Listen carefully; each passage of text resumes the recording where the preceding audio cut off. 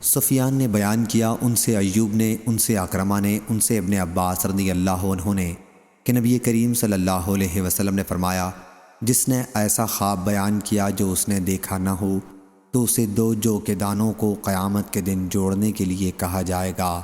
اور وہ اسے ہرگز نہیں کر سکے گا، اس لیے مار کھاتا رہے گا۔ اور جو شخص دوسرے لوگوں کی بات سننے کے لیے کان لگائے جو اسے پسند نہیں کرتے یا اس سے بھاگتے ہیں، تو قیامت کے دن اس کے کانوں میں سیسا پگھلا کر ڈالا جائے گا۔ اور جو کوئی تصویر بنائے گا اسے عذاب دیا جائے گا، اور اس پر زور دیا جائے گا کہ اس میں روح بھی ڈالے، جو وہ نہیں کر سکے گا۔ اور سفیان نے کہا کہ ہم سے ایوب نے یہ حدیث موصولاً بیان کی، اور قتیبہ بن سعید نے بیان کیا، ہم سے ابو عوانہ نے، ان سے قتادہ نے، ان سے اکرمہ نے، اور ان سے ابو ہریرہ رضی اللہ عنہ نے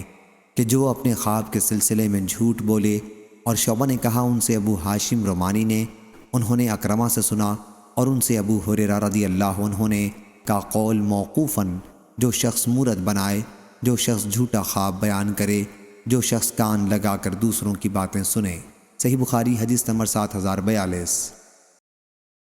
ابن عمر رضی اللہ عنہ کے غلام عبد الرحمن بن عبداللہ بن دینار نے بیان کیا،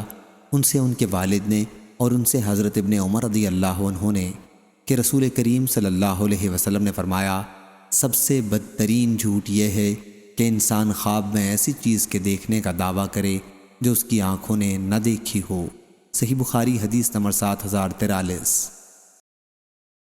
عبدالربہ بن سعید نے بیان کیا، انہوں نے کہا کہ میں نے ابو سلمہ سے سنا، انہوں نے کہا کہ میں برے خواب دیکھتا تھا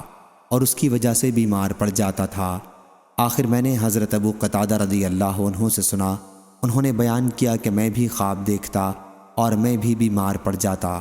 آخر میں نے نبی کریم صلی اللہ علیہ وسلم کو یہ فرماتے سنا کہ اچھے خواب اللہ کی طرف سے ہوتے ہیں،